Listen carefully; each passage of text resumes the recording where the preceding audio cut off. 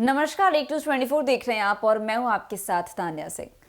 पशुपति पारस के हाथ से फिसल रही पॉलिटिक्स पर भतीजे ने नमक छिड़क दिया है। बताया जा रहा है कि राष्ट्रीय लोक जनशक्ति पार्टी का दफ्तर खाली होने के बाद पशुपति कुमार पारस नाराज हैं और उनके एनडीए छोड़ने की अटकलें भी तेज हो गई हैं। चिराग पासवान ने पारस के एनडीए में होने पर ही सवाल उठा दिए हैं। चिराग पासवान ने कहा उनकी पार्टी अपनी पार्टी है, फैसला उनको लेना है। पटना में पत्रकारों से बातचीत करते हुए चिराग ने कहा कि कोई व्यक्ति तभी बाहर निकलने की धमकी दे सकता है जब वह समूह का हिस्सा हो। एनडीए में वो कब थे? अलग तो वो होता है जो साथ में कभी रहता है। चिराग पासवान ने यह भी कहा है कि लोकसभा चुनाव के समय आरएलजेपी एनडीए का हिस्सा नहीं थी और आगामी विधानसभा चुनाव के नजदीक आते हुए भी उसकी प्रासंगिकता खत्म हो चुकी है। उन्होंने आरएलजेपी प्रमुख और अपने चाचा पशुपति कुमार पारस को चुनौती देते हुए ये भी कह दिया है कि वे जो भी उचित कदम उठाना चाहे उठा सकते हैं। उन्होंने कहा कि उनकी पार्टी को एनडीए ने कभी गंभीरता से नहीं लिया और उनकी मौजूदा रणनीति सिर्फ राजनीतिक लाभ लेने का प्रयास है। चिराग की टिप्पणी पशुपति कुमार पारस के हालिया बयान पर आई है, जिसमें उन्होंने भाजपा पर अन्याय का आरोप लगा दिया है। पारस ने पार्टी नेताओं की 2 दिवसीय बैठक के बाद कहा था कि भाजपा ने हमारे साथ घोर अन्याय किया है। पार्टी के कार्यकर्ता विद्रोह के मूड में हैं।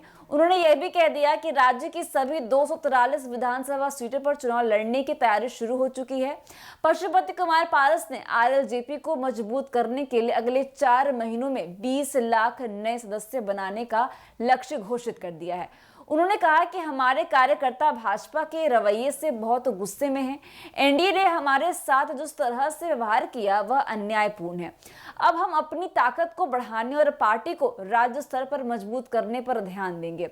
आरएलजेपी प्रमुख ने भाजपा के प्रति नाराजगी व्यक्त करते हुए आरोप ये भी लगा दिया है कि गठबंधन में उनकी पार्टी की भूमिका को हमेशा नजरअंदाज किया गया है। आगे उन्होंने ये भी कह दिया कि हमारी पार्टी को गठबंधन में वह सम्मान नहीं मिला जिसकी वह हकदार थे। अब समय आ गया है कि हम अपनी रणनीति पर फिर से विचार विमर्श करें और आगे बढ़ जाएं। वहीं चिराग पासवान और पशुपति कुमार पारस के बीच लंबे समय से राजनीतिक खींचातान चल रही है। रामविलास पासवान की मृत्यु के बाद से लोजपा 2 हिस्सों में बंट गई थी।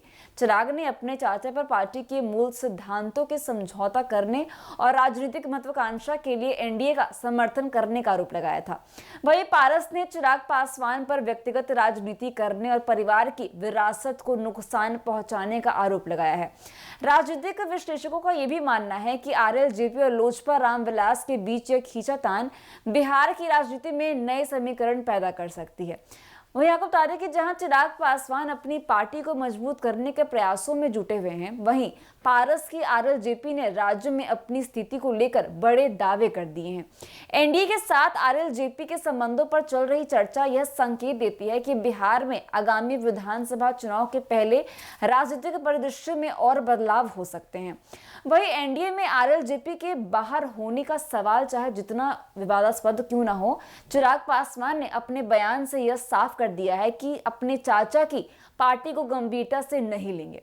वहीं पारस के बयान और सदस्यता अभियान से यह संकेत मिलता है कि वे आगामी चुनाव में अपनी पार्टी की राजनीतिक पहचान स्थापित करने के लिए पूरी ताकत लगा रहे हैं।